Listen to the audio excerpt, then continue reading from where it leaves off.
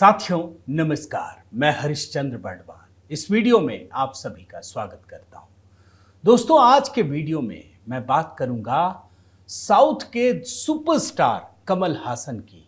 वैसे सिर्फ साउथ का सुपरस्टार मत कहिए, क्योंकि इनकी तो बॉलीवुड में भी कई सुपरहिट फिल्में आ चुकी हैं। लेकिन आप देखिए दोस्तों, आज के वीडियो में आपको दिखाऊंगा कैसे कमल हासन का सफर हीरो से जीरो तक पहुंचा है, कैसे इनकी हीरोपंती का दी एंड हो गया और सिर्फ एक सीट के लिए दोस्तों कमल हासन ने क्या कुछ किया है, यह देखना बड़ा महत्वपूर्ण है।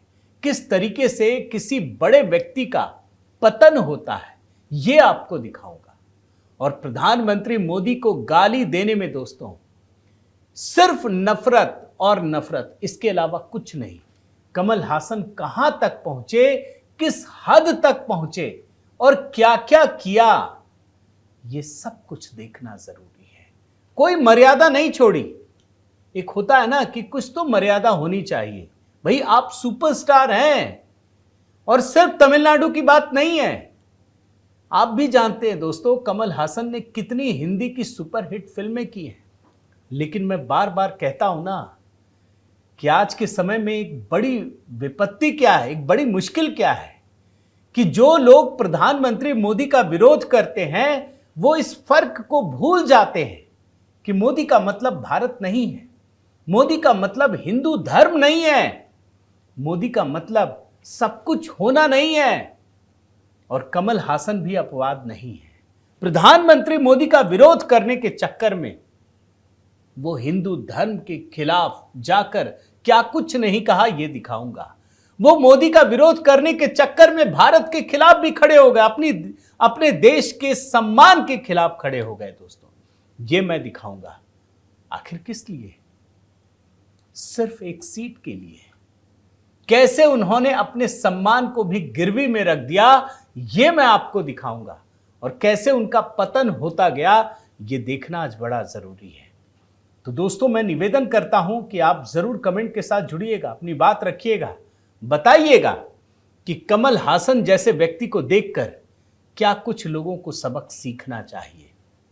और हां दोस्तों, आपसे फिर से निवेदन करता हूं कि देखिए, एचबी मेलोडी में तो गीतों का सिलसिला जारी है।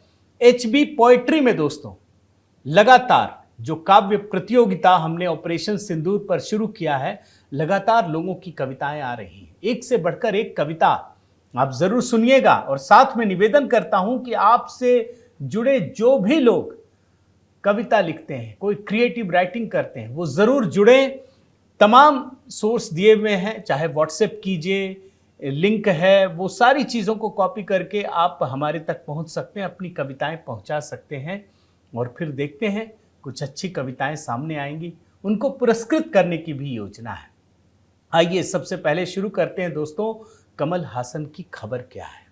आपने देखा होगा, तमिलनाडु से वो राज्यसभा जाने वाले हैं। कमल हासन सांसद बनने वाले हैं, वो संसद में जाएंगे। अब देखिए, इतना बड़ा अभिनेता सिर्फ सांसद बनने के लिए, नेता बनने के लिए क्या कुछ करता है, ये पूरी कहानी आज समझना बड़ा जरूरी है। और तभी मैं बता रहा हूं कि उनका पतन किस प्रकार से होता जा रहा है, ये आज आपको इस वीडियो में देखने को मिलेगा। कमल हासन के भीतर जो राजनीतिक महत्वाकांक्षा है वो कितना हावी है, आप जानते हैं। ये सीट, ये जो राज्यसभा सांसद बनने जा रहे हैं, ये उनको भीख में मिली है। अपने दम पर वो नहीं जा रहे हैं, वो जा भी नहीं पाते, क्योंकि वो खुद को भले ही समझ लें कि हम बहुत बड़े तोप चीज हैं, सुपरस्टार हैं, लेकिन वो अपना एक विधानसभा का चुनाव भी नहीं जीत सकते। और इसीलिए डीएमके से उनको भीख में लेनी पड़ी है। ये बात आप समझ जाइए। और डीएमके का मतलब, स्टालिन का मतलब, आप पूरी राजनीति को समझते हैं। थोड़ा बहुत तो मैं आज के वीडियो में भी दिखा दूंगा, लेकिन सवाल है कि मैं भीख क्यों बोल रहा हूं। यह मन में सवाल उठ सकता है, भाई इतना बड़ा अभिनेता है, अब ऐसा तो है नहीं कि एक आध सीट न जीत पाए। यह आपके मन में सवाल उठ सकता है। मैं जरा उनका बैकग्राउंड आपको बताता हूं। भाई, हीरो में तो सुपर हिट है, इसमें कहीं दो मत नहीं है। कमल हासन की फिल्मों को लोग देखते हैं और तमिलनाडु में, पूरे साउथ इंडिया में उनको बेशुमार तरीके से देखते हैं, और यहां तक कि उनकी जो बॉलीवुड की फिल्में हैं वो भी सुपर हिट रही हैं। लेकिन अचानक से उनकी महत्वाकांक्षा जाग उठी। उनको लगा यार अपन भी बड़ा आदमी बनेंगे, हो गया फिल्मों का सब कुछ। और 2018 में दोस्तों उन्होंने एक राजनीतिक पार्टी बनाई, पॉलिटिकल पार्टी बनाई। क्या नाम है? मक्कल निधि मय्यम, यही नाम है, MNM उनकी पार्टी का नाम। बाकायदा ऑफिशियली इसको लॉन्च किया गया, और ये 2018 में उनको लगा कि चुनाव अब आने वाला है, मोदी जी से नफरत, आपको तो मैं बता चुका हूं, अभी दिखा भी दूंगा। अब उन्होंने 2018 में बनाई पार्टी, तो उनके सामने जो पहला चुनाव था वो 2019 का लोकसभा चुनाव था। आप जानते हैं, आप रिपोर्ट देखिए, 2019 के लोकसभा चुनाव में 37 सीटों पर चुनाव लड़ा और एक भी सीट जीत नहीं पाए, 0 सीट। देख लीजिए, 543 में से 37 सीटों पर चुनाव लड़ा और इनको सिर्फ 0.40% वोट, 1%, आधा प्रतिशत भी नहीं, 1% तो दूर की चीज है, आधा प्रतिशत भी वोट नहीं मिला। अब 2019 का तो गया, बोलेंगे कि भाई एक ही साल मिला, कोई बात नहीं, चलिए। उसके बाद विधानसभा चुनाव आया दोस्तों 2021 का। भाई अब तो कई साल मिल गए, 18 के बाद 19, 20, 21, 3-4 साल का वक्त मिला। आप जानते हैं विधानसभा चुनाव में इन्होंने 180 सीटों पर चुनाव लड़ा, मैं आपको आंकड़े दिखा रहा हूं, और जानते हैं एक भी सीट नहीं मिली। 234 विधानसभा सीटों में से 180 पर उम्मीदवार खड़ा किया, एक भी सीट नहीं।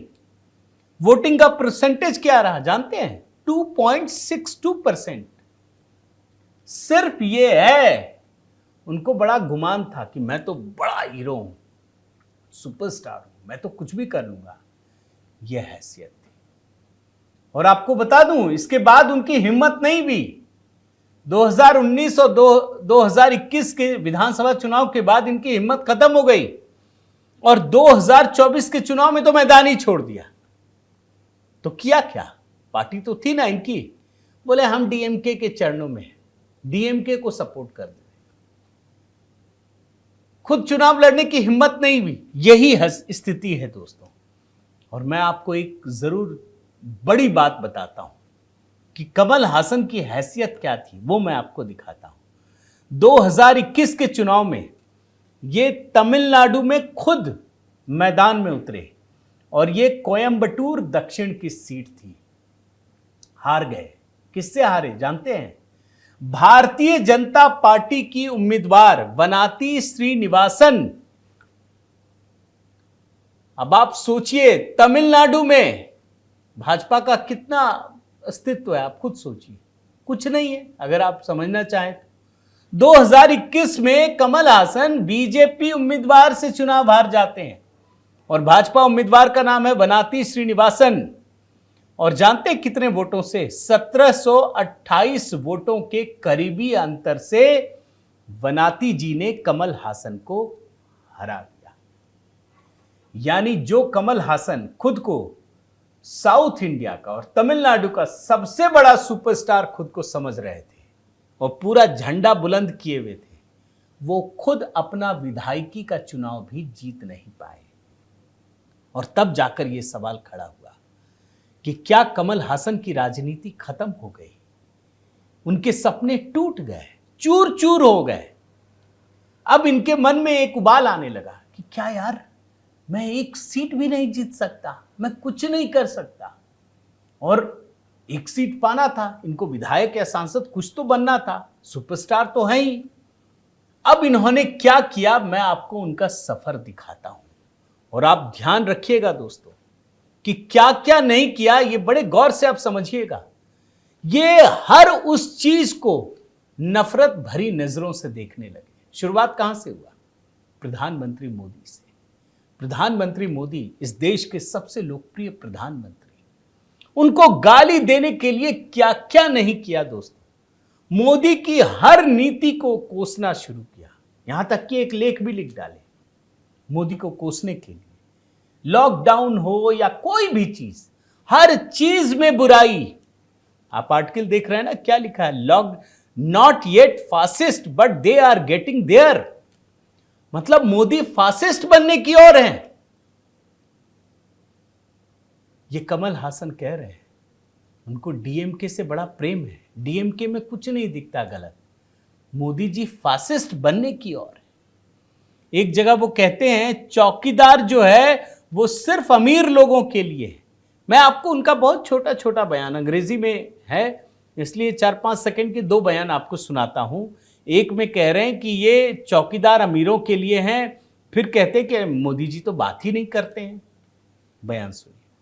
Chowkidar for who? For billionaires or my people?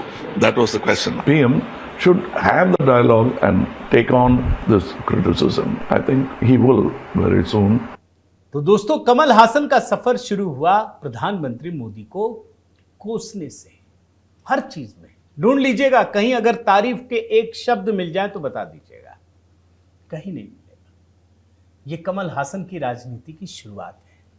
मकसद एक ही है, और आप जानते हैं भाई, ये तो कहा जाता है ना कि सड़क पर अगर कोई भौंकने भी लगे ना मोदी के खिलाफ तो सारे लोग उसको नेता बना लेते हैं। यही तो चल रहा था ना सोशल मीडिया पर, कि मोदी को कोई भी गाली दे दे सब उसको आपस में जोड़ लेते हैं। लेकिन काम बन नहीं रहा था। अब इन्होंने और एक कदम आगे बढ़ाया, मोदी को हिंदू धर्म मान लिया गया और हिंदुओं को किस प्रकार से कोसना शुरू किया, हिंदू धर्म के प्रति कैसे नफरत के बीज बोना शुरू किया, वो मैं आपको दिखाता हूं। आप देखिए, एक एक करके आर्टिकल देखिए, मैंने कुछ निकाले हैं। भारत में नहीं हुआ हिंदू शब्द का जन्म, ये हमें मुगलों ने दिया, अंग्रेजों ने इसे बढ़ावा दिया। मतलब हिंदू जो है वो भारत का है ही नहीं शब्द, मुगल ने दिया है। यहां 2 तरह की चीजें हो रही हैं, आप समझ रहे हैं। एक तो हिंदुओं को नीचा दिखाना और दूसरा मुस्लिमों का तुष्टीकरण, उसकी हमदर्दी हासिल करना। यही तरीका है हिंदुस्तान में। ये आप किसी के भी राजनीतिक पैटर्न को देख लीजिए। दूसरा आर्टिकल देखिए, एक लेख लिखा कमल हासन ने और ये कहा कि कह नहीं सकते कि हिंदू आतंकवाद नहीं है। इनसे दूसरे संप्रदाय के बारे में पूछिए तो ये चुप्पी साध लेंगे, हिम्मत नहीं होगी बोलने की। लेकिन हिंदू आतंकवाद को लेकर के लेख लिख डाला। सिर्फ पैटर्न देखिए दोस्तों, ये व्यक्ति जो खुद को सुपरस्टार कहता है वो किस हद तक धीरे धीरे पतन होता रहता है। तीसरा आर्टिकल देखिए, no Hindu religion in Chola times. एक डायरेक्टर है वेत्री मारन, उसने कहा, तो ये बैक कर रहे हैं, जो हिंदुओं को गाली दे कमल हासन उसके साथ चिपक जाते हैं। हिंदू धर्म के प्रति, हिंदू संस्कृति के प्रति कोई अपमानजनक बात कहे तो कमल हासन उसका सबसे बड़ा झंडा बरदार बन जाता है। ये हकीकत है। मैं कुछ चीजें आपको और दिखा देता हूं। ये समझना तो जरूरी है ना दोस्तों कि आखिर कमल हासन ये सब कर क्यों रहे हैं। आप एक और देखिए, ये देखिए, मैं भगवान को नहीं मानता, राम के रास्ते पर नहीं चलता। ये तो इस समय है ही, हिंदुओं को गाली दो, भगवान राम, अरे नहीं चलते, तुमसे कौन पूछ रहा है कि तुम राम के रास्ते पर चल रहे हो या नहीं चल रहे हो। भाई जिसकी मान्यता है, जिसकी आस्था, वही चलता है अपने धर्म के लिए। लेकिन मकसद ये थोड़ी है बताना कि हम नहीं चलते हैं। हिंदुओं को कोसना, ये असल मकसद है। इसीलिए मैं इनके अलग अलग आयाम के कई चीज निकाल के लाया। आप देखिए, एक और, मुसलमानों को खुश करने के लिए क्या कहा, आजाद भारत का पहला आतंकवादी हिंदू था। इनको हिंदुओं में कितनी नफरत है, कितना, जैसे बोलते हैं ना, हैट्रेड पैदा करना। ये तो कायदे से अगर देखिए तो मैं उम्मीद करता हूं कि जुडिशरी को भी देखना चाहिए दोस्तों, कि किस तरीके से हिंदू धर्म के ऊपर अनाप शनाप बयान देने लगे। लेकिन इनका मन नहीं भर रहा था, क्योंकि इनको जो चाहिए था वो तो मिल नहीं रहा था।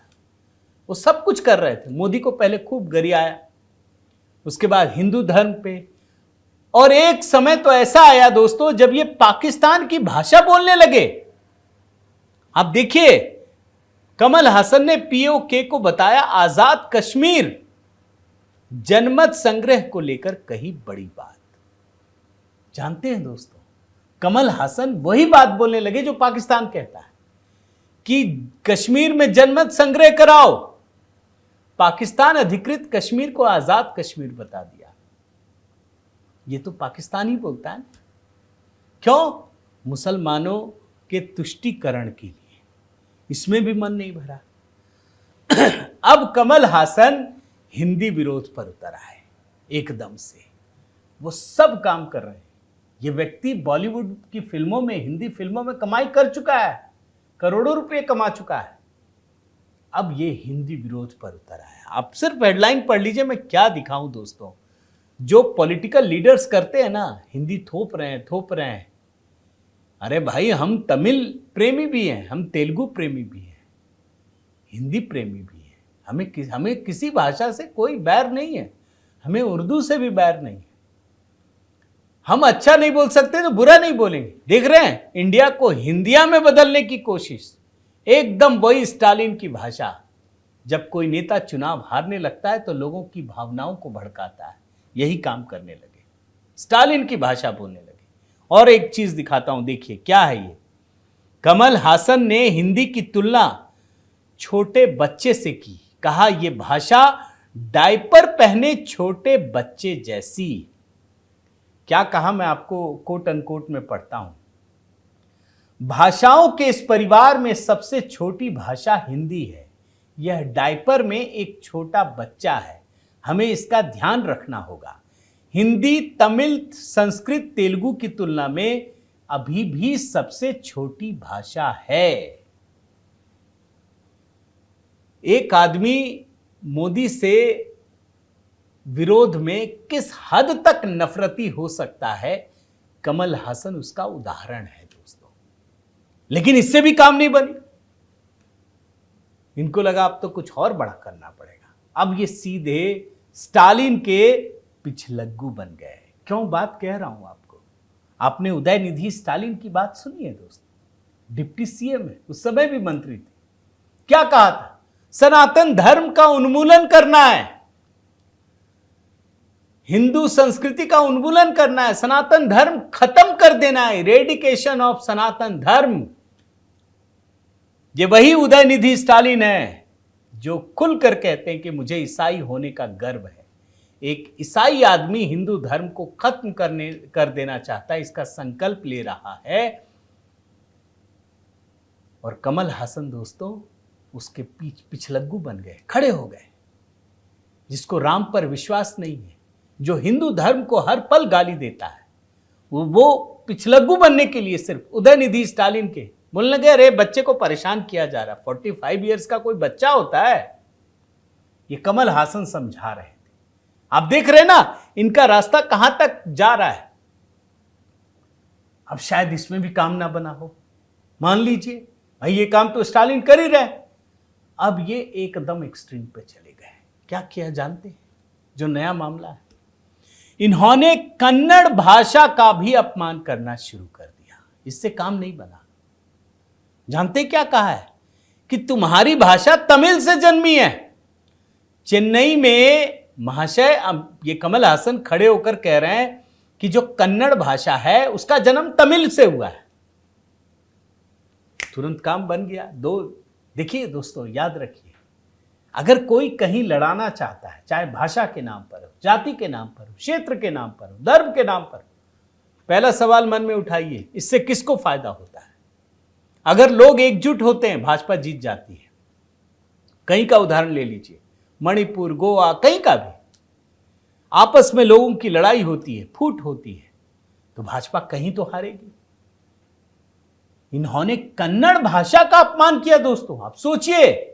और यहां डबल गेम चल रहा है। अभी तमिलनाडु में चुनाव है, ध्यान रखिएगा। तमिलनाडु में भारतीय जनता पार्टी ने एआईएडीएमके के साथ गठबंधन कर लिया है। और तो और साउथ में अपना एक सुपरस्टार है, आप जानते हैं ना, पवन कल्याण, पूरा हिंदू धर्म का एकदम झंडा उठाए हुए हैं और पूरे दक्षिण भारत में उनकी लहर है दोस्तों। इस बात को कहने में कोई गुरेज नहीं होना चाहिए। अब उसके काट में कमल हासन स्टालिन का पिछलग्गू बनते हुए कन्नड़ और तमिल में एक लड़ाई जन्म दे दिया इन्होंने। अब जाहिर है इन्होंने बोला है तो विरोध तो होगा ना। अब कर्नाटक में लगातार विरोध हो रहा है। उनकी फिल्म है एक बैंड ठग लाइफ, उसको ट्रेंड किया जा रहा है कि इसको बैन करो। विरोध हो रहा है, कालिक पोता जा रहा है पोस्टर पे, धरना प्रदर्शन शुरू हो गया। और मजा देखिए, कांग्रेस पार्टी की सरकार है, सिद्धारमैया, वो बोल रहे हैं तो गलत कहा है, कन्नड़ का इतिहास बहुत पुराना है। सिद्धारमैया का बयान दे रहा हूं। बेचारे कमल हासन को इसकी जानकारी नहीं है। अब देखिए, भाजपा या बाकी लोग विरोध कर रहे हैं, वो तो करेंगे भाई, ये तो झगड़ा लगा रहा है। लेकिन सिद्धारमैया कह रहे हैं, कांग्रेस कर रही है, अच्छी बात है, सही कह रहे हैं, मैं सहमत हूं। मगर क्या कांग्रेस डबल गेम नहीं कर रही? यही कांग्रेस तो तमिलनाडु में सरकार की सहयोगी पार्टी है भाई। डीएमके की सहयोगी पार्टी है कांग्रेस, और उसी डीएमके ने एक सीट सांसद बनाने के लिए इसको दिया हुआ है। तो कांग्रेस का डबल गेम चल रहा है। अब जाहिर है दोस्तों, ये मुद्दा कमल हासन ने पूरा एकदम उफान पर ला दिया। मोदी को कोसना, हिंदू धर्म को गाली देना, हिंदी भाषा को गाली देना, सब कुछ करने के बाद अब जब कन्नड़ के मामले को उछाल दिया तो कर्नाटक और तमिलनाडु के बीच एक बड़ी बहस ने जन्म ले लिया है। तुरंत डीएमके ने उनको तोहफा दे दिया कि भैया अब तो हम इनको बनाएंगे। और आप देखिए, कमल हासन की हैसियत नहीं है, सियासी हैसियत की बात कह रहा हूं मैं। जो व्यक्ति अपना विधायक का चुनाव ना जीत पाए, किसी चुनाव में एक सीट ना जीत पाए, वो सांसद कैसे बन जाएगा भाई, वो भी राज्यसभा का? तो हुआ क्या है मैं आपको बताता हूं। तमिलनाडु में दोस्तों 24 जुलाई को 2025 को 6 सीटें खाली हो रही हैं। इन 6 सीटों में 4 सीटें अपने दम पर डीएमके जीत सकती है और 2 सीटें एआईएडीएमके भाजपा अन्य सहयोगियों की मदद से जीत सकती है। ये तो तय है। तो डीएमके 4 सीट जीत जाएगी, 3 तो उसने अपने उम्मीदवार खड़े कर दिए और चौथे में कमल हासन को दे दिया। कमल हासन गदगद है, बहुत खुश है, उनकी पार्टी खुश है। अब हमारी पार्टी का एक सांसद होगा राज्यसभा में। आप समझ रहे हैं क्या हो रहा है? एक ऐसा व्यक्ति जो दक्षिण भारत का सुपरस्टार है, तमिल भाषा का ही नहीं, पूरे दक्षिण भारत का सुपरस्टार है, जिसने बॉलीवुड में भी कई सुपर हिट फिल्में दी, उसका पतन देख रहे हैं आप। किस तरीके से उस व्यक्ति ने अपने अंदर नफरत के बीज बो लिए हैं, हर चीज से नफरत, सिर्फ एक सीट के लिए। अब आप खुद सोचिए दोस्तों, जिस देश में कमल हासन जैसा व्यक्ति हो, जो फिल्मों के लिए कई हजारों लाखों लोगों के लिए एक आदर्श बन बैठा हो, अगर वो इस तरह की चीजें करता हो तो फिर ये देश कहां जाएगा? और उससे भी बड़ी बात कि ऐसे लोगों को पहचानने में हमने बड़ी देरी कर दी। आज बॉलीवुड की असलियत तो पता चल जाती है, लेकिन दोस्तों ये जरूरी है। और मैं तो साफ कहता हूं कि अगर हम YouTube पर वीडियो बना रहे हैं, मेन स्ट्रीम मीडिया के रहते हुए भी अगर हम जैसे लोगों को आपका प्यार मिल रहा है, तो उसकी वजह यही है। और मैं आपसे निवेदन करता हूं दोस्तों कि ऐसे लोगों को न सिर्फ हम सबको पहचानने की जरूरत है, बल्कि समाज में जागरूकता लाने की भी जरूरत है। और इसीलिए मैं आपसे निवेदन करता हूं कि इस कमल हासन पर तो जरूर अपने कमेंट कीजिए, और उन सभी लोगों को भी अपने कमेंट के जरिए लाने की कोशिश कीजिए कि अगर मुझसे कुछ छूट रहा हो तो ऐसे मुद्दे को भी हम सामने ला सके, उनके पूरे के पूरे कैरेक्टर को डिकोड कर सके, कि कहीं ऐसा तो नहीं कि हम एक ऐसे व्यक्ति को अपना आदर्श बनाने पर तुल गए हैं जो वास्तव में अब हमारे ही समाज के, हमारी ही संस्कृति की जड़ें खोद रहा है। तो दोस्तों, मैं उम्मीद करता हूं आपको ये वीडियो पसंद आया होगा। आपके कमेंट की प्रतीक्षा है। आपकी क्या ओपिनियन है, मैं ज़रूर उसे पढ़ूंगा और उसके हिसाब से भी कुछ चीज़ें फैसला करने में, निर्णय करने में मुझे उसकी सहायता मिलेगी। आपसे निवेदन करता हूं कि अगर आपने चैनल सब्सक्राइब नहीं किया है तो ज़रूर कीजिए, लाइक कीजिए, बेल आइकन दबाइए। और हाँ दोस्तों, HB मेलोडी अब एक नए गीत की तैयारी हो रही है। अगर आपने श्री हनुमान चालीसा मेरी आवाज़ में नहीं सुना है तो ज़रूर सुनिए, वहाँ पर भी आप अपना प्रेम और स्नेह दीजिए। बहुत बहुत धन्यवाद। जय सिया राम।